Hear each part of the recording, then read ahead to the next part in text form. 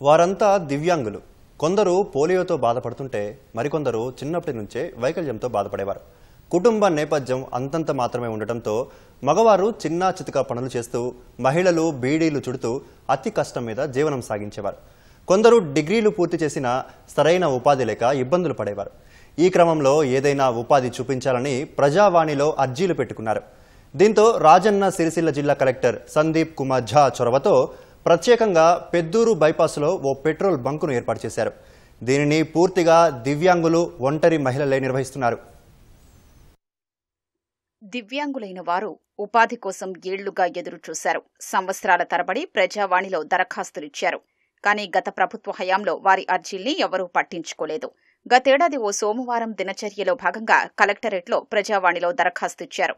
రాజన్న సిరిసిల్ల జిల్లా కలెక్టర్ సందీప్ కుమార్ ఝా ప్రత్యేక చొరవ తీసుకుని వారికి ఉపాధి కల్పించేందుకు చర్యలు చేపట్టారు. అందులో భాగంగా రాష్ట్ర సంక్షేమ శాఖ ఆధ్వర్యంలో దాదాపు 4 కోట్ల రూపాయలతో సిరిసిల్ల వైద్య కళాశాల ఎదురుగా గతేడాది డిసెంబర్లో పెట్రోల్ బంక్ను ఏర్పాటు చేశారు. ఈ ఫిల్లింగ్ స్టేషన్లో దివ్యాంగులకు కొలువులు కల్పించారు.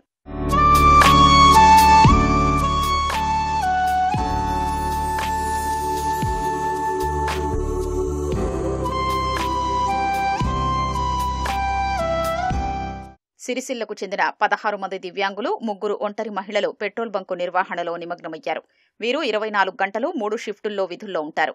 సంక్షేమ శాఖ ఒక్కొక్కరికి నెలకు 13,000 రూపాయల వేతనం చెల్లిస్తోంది. కంప్యూటర్ పరిజ్ఞానం ఉన్న ఇద్దరికి రికార్డుల నిర్వహణతో పాటు బంకు బాధ్యతలు అప్పగించారు. వీరికి నెలకు అదనంగా మరో 400 రూపాయల చొప్పున చెల్లిస్తున్నారు.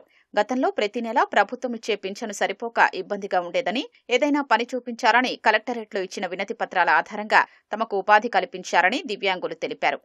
నేను పుట్టుకతో దివ్యాంగుడును. కొన్ని సంవత్సరాల క్రితం థియేటర్లో వర్క్ చేయడం జరిగింది. నాకు కొన్ని రోజులు కష్టంగా కలిగి ఉండి గౌరవ కలెక్టర్ గారి ప్రజావాణిలో కలిసి, సార్ నాకు ఒక ఉపాధి కావాలి అని కోరుకున్నాను. వెంటనే స్పందించి మేము పెట్రోల్ బంక్ ఓపెన్ చేస్తున్నాము, మీ దివ్యాంగులకి ఉపాధి కల్పిస్తాము అని చెప్పి వెంటనే పెట్రోల్ పంపు ఓపెనింగ్ రోజునే వర్క్ ట్రైనింగ్ కూడా ఇప్పించి ఉపాధి కల్పించడం జరిగింది. నాకు పోలియో వల్ల 5 years కాళ్ళు పడిపోయినాయి.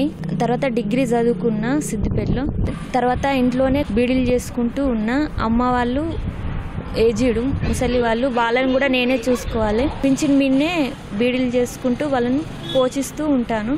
ఇట్లా చాలా ఇబ్బందిగా ఉంటే కలెక్టర్ సార్ను ప్రజావాణిలో కలిస్తే సారు ఇందులో ఉపాధి చూపించిండు. నేను పుట్టుకతోనే పోలియో అండి, కుడికాలు పోలియో. ప్రజావాణిలో దరఖాస్తు చేసుకున్నాను. కలెక్టర్ సారు స్పందించి మాకు ఇందులో ఉపాధి కల్పించారు. మాకు ఈ కుటుంబం ఇక్కడ చేసిన కానుండి మాకు కుటుంబం చాలా మంచి ఈజీగా నడుస్తుంది. నేను దివ్యాంగుడను, BA BEd చదువుకొని ఉన్నాను. తమ్ముడు చనిపోయిండు.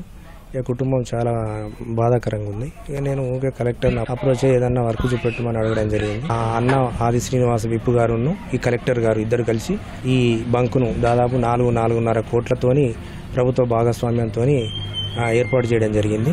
అందులో మాకు ఉపాధి కల్పించడం కొరకు వాళ్ళు మమ్మల్ని ఇక్కడ నియమించడం జరిగింది.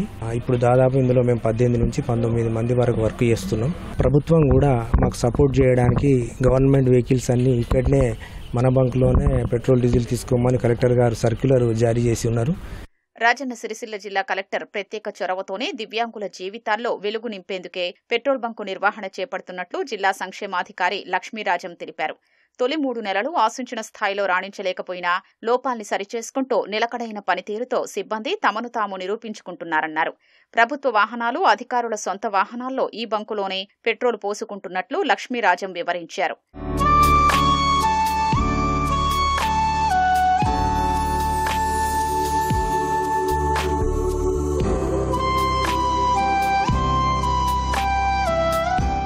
ముఖ్యమంత్రి రేవంత్ రెడ్డి గారు, సీతక్క గారు, అడ్లూరి లక్ష్మణ్ కుమార్ గారు మన యొక్క దివ్యాంగుల జీవితాలలో వెలుగులు నింపాలి, ట్రాన్స్జెండర్లకు వెలుగులు నింపాలి, వారికి జీవనోపాధి కల్పించాలి అనేటువంటి ఒక సదుద్దేశంతో రాష్ట్ర వ్యాప్తంగా అనేకమైనటువంటి బంకులకు పర్మిషన్ ఇవ్వడం జరిగింది.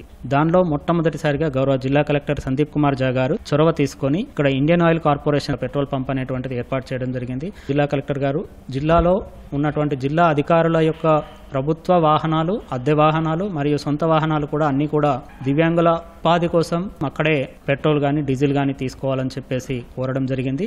ఇక్కడ ఇప్పుడు 24 మంది మొదట్లో పనిచేసేవారు, ఇప్పుడు 18 మంది పనిచేస్తున్నారు. ఇక్కడ దివ్యాంగులతో పాటు ఒంటరి మహిళలు కూడా ఇక్కడికి వచ్చి పనిచేస్తున్నారు. సో వీరందరినీ ప్రోత్సహించాల్సినటువంటి బాధ్యత మనందరిపైన ఉంది.